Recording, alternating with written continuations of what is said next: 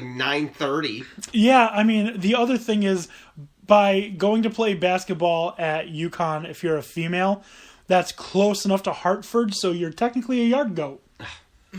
And there's that. All right, so back to football. Yeah, so the what was really Jets are terrible. Buccaneers aren't very much better. The You think Succaneers. that they could beat Fitzpatrick? I really And thought no the Mike Jets had Evans. that. Like, this was like... Yeah, that was not a good It showing. was on like their they team. went in with an arm tied behind their back, and we just punched ourselves in the face. No, Todd Bowles called it a 12-round fight that we lost by unanimous decision. It's like, yeah, you lost because you repeatedly just punch yourself in the face. What it was is they are sick of Bart Scott's garbage, and they really want Chris Canty to get his car, because there's that bet if the Jets get to the 5 wins, then Chris Canty has to give Bart Scott his Bentley. if they don't get the 5 wins, then Chris Canty gets Bart Scott's I think it's a Ferrari. I'm not sure. It better be something, because Yeah, if it's no, a it's Bentley, it better not be a Mazda. Yeah, no, I think it's a Pinto. Yeah. It's one of those cars with 3 wheels that they made in Europe and always tipped over. Oh, I love that on Top Gear? Yeah, Top fantastic. Gear. One of my favorite episodes. I really don't care about the Jets until I think, okay, McCown looks like the best option for my Carson Wentz bye week. You know, I actually had the bye week I had to deal with Carr. I went out and got Keenum, and he lit it up. Yeah. He lit it up. Yeah. I was like, oh, man. Keenum I threw like have 4 Carr, touchdowns. Alex Smith, and Keenum. I'm like, I kind of don't want to get rid of Keenum, but yeah, you got to go, man. But, yeah, no, the Jets... The defense was fine. It was just the offense was horrible. Do you know what I took away from... I watched the entire Jets game. Do you know what I took away from it? What's that? Jets have a future top 5 tight end. ASJ? He is...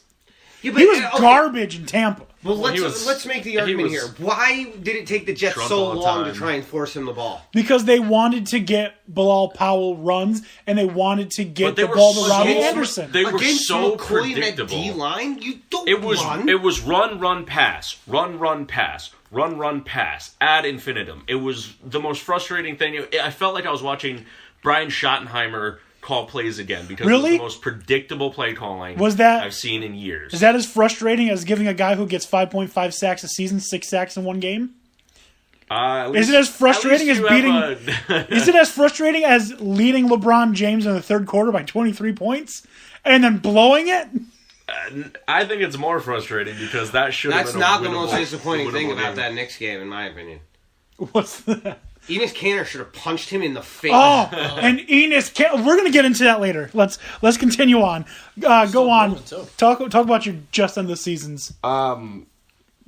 Why? I mean, that pretty clearly showed the limitations of McCown. I think there were some Jets fans I heard rumblings of, oh, we should re-sign McCown. You know, he's old, but he can get it done with, you know, Enunwa coming back. And it's like, should we? Yeah, no, you should. No, the Jets really should re-sign Josh McCown. And draft To be someone a else. Coach quarterback. Yeah. Well, Or quarterback's coach. That's what I meant. Not I coach. would love him as a quarterback coach. He's been in so many systems. That man would be. So a the great Browns TV coach. run this, but I don't need to tell you that because they're garbage. I feel like the game, if anything, what you're saying here is, with the expectation that the Jets had coming into the season, there were delusions of grandeur of After what they a were couple seeing. wins, yeah. This was the crash back to reality. Yeah. Of where this you is still- currently stand. This is still a capped at That being 6-win said, team. And Take people this got away from season that. as positive, because it should be. This is better than the team that they thought they were going to put on the field. Oh, absolutely. I'm But happy with a lot of the You young need- talent. I think a lot of Jets fans need to temper their expectations, because this is not. You were happy to see this happening, but accept reality for what reality is. Our young safeties look great. Robbie Anderson looks like he's turned a page. So when we get Enunwa back next year, we'll have a really good receiving core. Curse is a they're solid. He is consistent. He's a good route runner. He's never going to light up a stat sheet or be that, oh my God, look at his got game. good hands. But Him and he's Curley going to do are what you those- need him are to those do other every guys day. that Curley's will- gone next season. You think? They're not. I think they keep Curse. No, they're going to keep Curse. They're going to obviously keep Enunwa, Robbie Anderson. But if it comes down to Lucky Whitehead versus Curley, they're going to keep Lucky Whitehead because he's great on special teams. That's true. And Stewart is young and looks like he might need another. Maybe by the end of the season, maybe next season might turn the page. So it's either going to be Lucky Whitehead or Curley. And who do you have returning your kicks? I don't know. Curley. I don't think Curley was anything special for the past couple years at punt returns. So right, that's the thing. Or you can have a guy who's got 4 kickoff returns for touchdowns to his name, in a team that's bad at kick returns from the Dallas Cowboys. So it makes a lot of sense to get rid of Curley and keep Lucky Whitehead. But no, I think, like I said, the things that I took away are Austin Seferian-Jenkins, legitimate tight end. Legit. Can block, can run, or not run, catch, legit. The 2 rookies, legit as hell. My God, are they good? They are. Jamal Adams is probably my favorite Jet and forever will be. I'm like, I think before last week I was at like 70% to getting an Adams or May jersey, and now it's like 75%, because even when they lose, they still look good. And I actually think May is better right now, but I think that's because Adams is doing a lot of run stuffing. So when he can play more natural cover next season, if we actually get a linebacker. Oh, that's the thing. Adams should just bulk up and play linebacker because he's already calling out the defense. Adams is your future leader of that defense. Oh, definitely. He will be barking out orders. You're going to forget about Darrelle Revis. Oh, yeah. I already did. Who's that? in his heyday. You're forgetting about Darrelle Revis' heyday. Adams and May, I want to keep for their entire careers. I want them to be the 2 linchpins of our defense, and just with Darren Lee and dominate. Mo Wilkerson Lee still, and Lee looked. Our defense was not the issue. You hold a team to 15 points. Yeah, and most of it was field goals. Like that's a good defensive outing. That's when your great. Offense can't score for anything, then that's on the offense, and the play calling was atrocious. The way that the offense was performing, they really should have lost by 30. The same issue with the Giants. The offense, even a great defense, if they're on the field for as long as they were, should have given up more than they did. Mm-hmm. If it wasn't... And it's not like it was just, they were punting the ball away each time. There were turnovers. The McCown threw a pick. I think there was another fumble. If there was an interception, and then Ryan Fitzpatrick, in true Jets fashion, throws an interception on the next play. Yeah. All right, so the Jets are just a mess. But like we're saying, the defense looks like they're going to be really good for quite a long time, especially with those 2 rookies. Austin Seferian-Jenkins is the truth. The only thing that I want to see now is, can Bryce Petty play? Yeah, I think once we're officially out of playoff contention, they should sit McCown, let Bryce and see if Hack can do anything. No, he cannot. I don't think he can, but give them both a shot and see who is worth keeping, and then if you look lost in preseason, I have very little hope for you in the regular season. True. Bryce Petty was playing lights out in the preseason. I wouldn't say lights out. He was playing decently. He showed he had a lot of heart, but I think the 2 games where he got real tries, he had over 200 yards both games. Yeah, but he also, wasn't making the best decisions. wasn't really getting through all of his reads. He's like a career backup, so that's fine. Keep him on as a backup, and then just see if it's worth even kicking the tires on Hack. Probably not. Probably cut him at the end of the season. No, it's definitely worth kicking the tires on Hack, and by kicking I mean attach a knife to your boot and kick those tires so they never go. Nah, those tires, if we're referring to Hack, have their own knives. They're just pointing at themselves so as soon as you go forward. He's like, no, I'll just go on the wheels. I don't need the tires. All right. Another not great game coming up next. Titans-Bengals. Titans with a 4-point win, 24-20.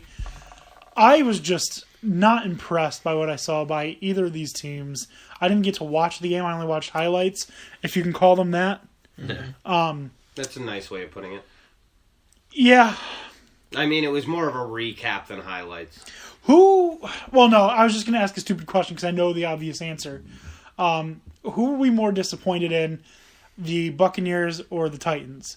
The Bucs. The Buccaneers, yeah. Bucs. Titans are still in a playoff spot. Yeah. But Titans. they're not playing the way they should. No, I mean, the Titans have slyly walked away with a lot of their wins, but, I mean, I'm not willing to count them out yet because of the fact that team has much more potential than what they're showing, and at least they're winning games when they don't look good.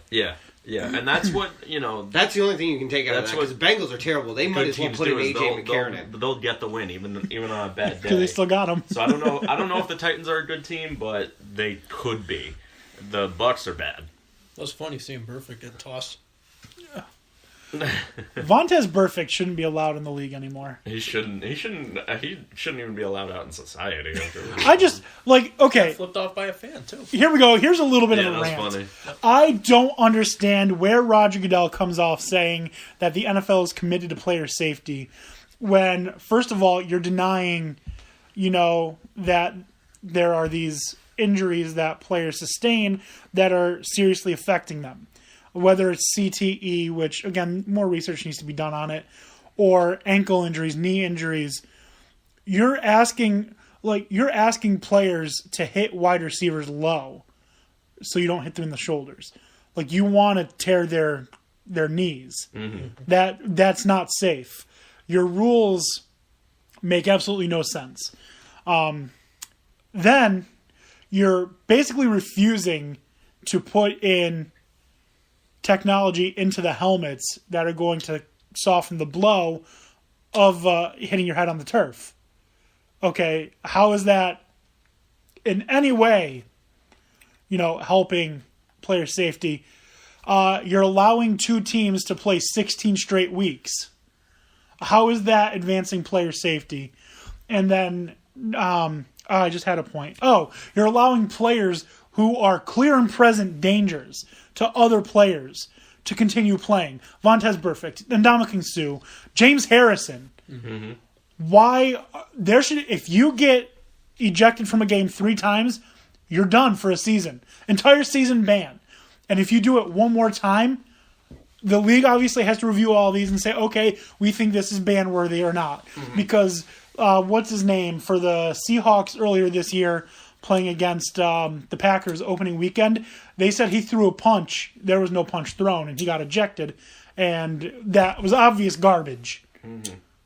But you can't allow players like Vontaze Burfict. When they've got that kind of history and there's a clear pattern to their behavior, you have to, put your foot down and say, no, we're not going to allow you to damage your fellow players, to damage yourself, to damage the league, to damage your team. Albert Hainsworth stomped on a guy's head. Yeah. And got to play. Mm-hmm. I'm speechless. The illusion that Goodell does anything to benefit the league is... It is a good game. Excellent. Yeah, it is. I just saw that catch up. Woo! Akron versus Ohio. Who would have thought? Yeah, the Zips. Me! I love this kind of game. That's why it's on and not basketball. But no, Goodell is an absolute clown, and I'm flabbergasted that more owners aren't standing with Jerry Jones trying to oust this guy. Absolutely flabbergasted, because now he wants a $5 million a year increase in pay. He does, and he wants a private jet for life. Hey, I mean, and these asshats are just saying like, "We'll give it to him." Might as well see what you can get if they're bent over this far for you. And now some owners are even calling for Jerry Jones to lose ownership of the Cowboys. Well, he hasn't done anything that's going to force him to lose ownership of the Cowboys. No, that just shows Sterling himself. He's not on recording dropping N-bombs. I mean, he probably is somewhere. Yeah, but he's probably bought them. But if Eminem can buy the one time in his career that he dropped it, and buy all the records of that, I'm sure Jerry Jones can afford to do the same. Yeah, and I mean, the only owner I'm pretty sure hasn't is Khan from the Jaguars, because